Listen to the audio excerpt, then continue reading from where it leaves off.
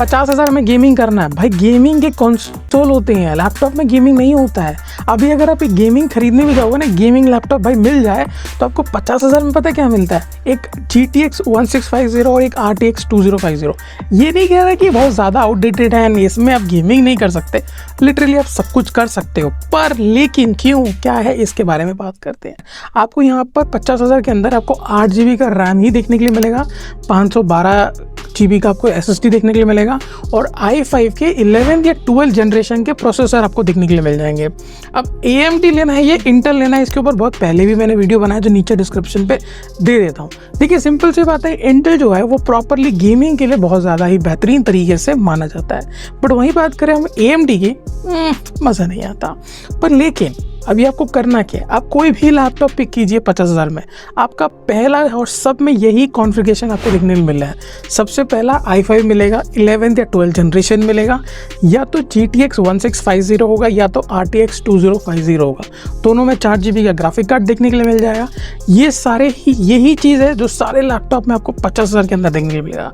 But इसके ऊपर top up क्या कर सकते हो, आपको लेना पड़ेगा 144 हर्ट्ज़ वाले अच्छे खासे डिस्प्ले, क्योंकि जब भी आप एक गेम खेलते हो, एक FPS ही गेम को अट्रैक्ट करता है, आपको एक इंटरेक्शन मिलेगा, एक मज़ा मिलता है। सेकंड सबसे ज़्यादा इंपॉर्टेंट, बैकलाइट होना चाहिए आपके कीबोर्ड में। जब भी हम लैपटॉप ओपन खरीदते हैं तो हम सोचते हैं यार बैकलाइट की क्या ज़रूरत है। ट्रस्ट मी, एक बैकलाइट बहुत ज़्यादा इंपॉर्टेंट होता है, यानी कि कीबोर्ड के नीचे के जो लाइट पॉपअप होते हैं ये बहुत ज़्यादा इंपॉर्टेंट होता है किसी भी लैपटॉप के लिए। सेकेंड सबसे ज़्यादा इंपॉर्टेंट है कूलिंग सिस्टम।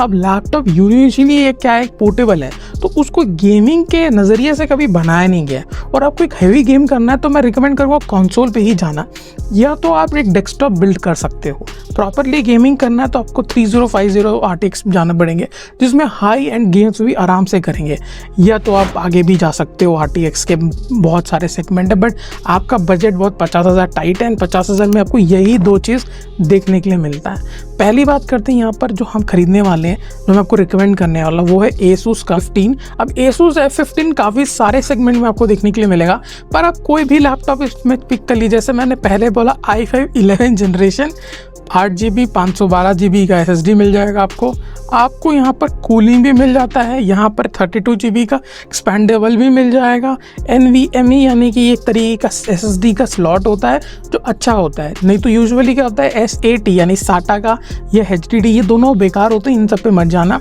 और आप कभी भी आप खरीदोगे ना तो ऑफलाइन और ऑनलाइन में बहुत बड़ा वेरिएशन मिलता है। अगर मैंने ये प्रोडक्ट बता रहा है तो ज़रूरी नहीं है कि आपको ये ऑफलाइन में जाके मिल जाए। अगर आप एक ऑफलाइन खरीदने जा रहे हो और जैसे रिलायंस हो गया या जैसे कोई भी बड़े आउटलेट पे, तो आपको डिस्प्ले पे कुछ लैपटॉप देखने के लिए मिलते हैं एंड आपको वो बहुत सस्ते रेट में दे देंगे सो कॉल्ड डिस्काउंट के साथ। तो प्लीज़ उसे मत खरीदना, क्योंकि उसकी बैटरी हेल्थ ख़राब होती है, उसके ऑपरेटिंग सिस्टम काफ़ी टाइम से यूज़ हो जाते हैं, तो वो मज़ा नहीं आएगा आपको। तो जब भी लेना है ब्रांड न्यू लेना, 4-5 हज़ार के डिस्काउंट के चक्कर में अपना 50,000 मत फूक देना। इसके लिए बोला मैं आपको ब्रांड और मॉडल पे ध्यान ही नहीं देना है, आपको देना है इंटेल प्रोसेसर कौन सा आप ले रहे हो, क्योंकि देखिए सिंपल सी बात है i5 ही आपके बजट में बनेगा। एक कूलिंग सिस्टम आपको दो ही अच्छे लैपटॉप में देखने के लिए मिल जाएगा। एक है आपको Asus की साइड में अच्छा कूलिंग सिस्टम देखने के लिए मिलता है एंड सेकंड आता है आपका Lenovo। ये दो में आपको कूलिंग सिस्टम देखने के लिए मिल जाता है। बात करें यहाँ पे Lenovo का सबसे बड़ा ड्रॉबैक पता है क्या है, कि यहाँ पर ना बैटरी जो है वो बहुत जल्दी ही घटने लग जाता है, यानी कि उसकी कैपेसिटी उतनी अच्छी नहीं है।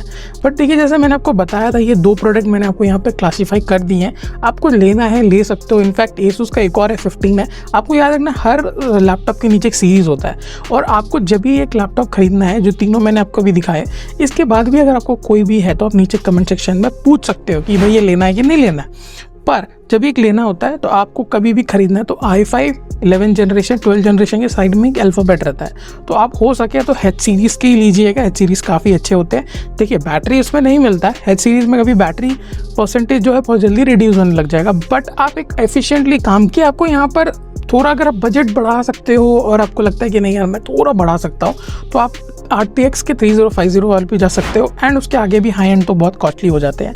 एंड वहीं पे अगर हम बात करते हैं यहाँ पे क्या ना, अब 1650 एक एंट्री लेवल है एंड 2050 थोड़ा सा ऊपर है, ऐसा नहीं कह रहा कि बहुत ज़्यादा नीचे है, पर ये दोनों ही आपके बजट में 50 के अंदर बनेंगे। अब देखिए सिंपल सी बात है, इसका लेने के बाद ये नहीं कह रहा कि बिल्कुल गेम नहीं खेल सकते, in fact 1650 one of the best है और उसमें आप अच्छा खासा गेम खेल सकते हो, इनफैक्ट GTA 5 तक खेल सकते हो। पर एक चीज़ याद रखना है, आपको जब एक खरीदते हो ना, एक चीज़ आप हमेशा याद रखना है, जब आप एक लैपटॉप लेते हो या PC लेते हो, स्टार्टिंग में जो गेम आप खेल रहे होते हो 4-5 साल के बाद उसे नहीं खेल सकते हो। क्यों?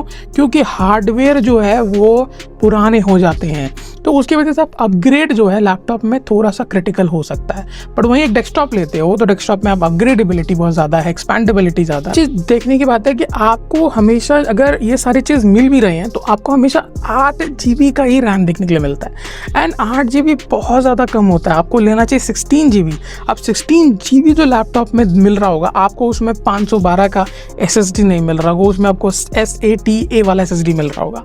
तो यहाँ पर क्या है ना, इस चीज़ में कॉम्प्रोमाइज़ करोगे तो उस चीज़ में आपको यहाँ पर मिल रहा है, तो ये दोनों चीज़ ऐसे चलता रहता है। तो आपको कभी क्या करना है, SSD में ही जाना है, और 8 GB रैम अगर नहीं भी हो रहा है तो आपको नीचे देखना है X2 का स्लॉट है कि नहीं। तो आप क्या कर सकते हो, आप खरीदने के बाद भी आप अपने नियर बाय किसी भी सर्विस सेंटर में जाके आप उसे एक्सपेंडेबल करवा सकते हो, यानी कि 16 GB करवा सकते हो एक्स्ट्रा 2000-3000 देकर। तो ये बेस्ट ऑप्शन है, मतलब ये वाला चूज़ मत करना। 16 GB का रैम तो मिल ही रहा है, चलो SATA का SSD चल जाता है, बट नहीं, ये वाला गलती काम मत यहीं तक रखते हैं। एंड कोई भी डाउट आता है ये कौन सा आप लैपटॉप पिक करने वाले हो, आप नीचे कमेंट सेक्शन पे टाइप कर सकते हो। मिलते हैं नए फ्रेश एपिसोड में, तब तक के लिए बाय बाय।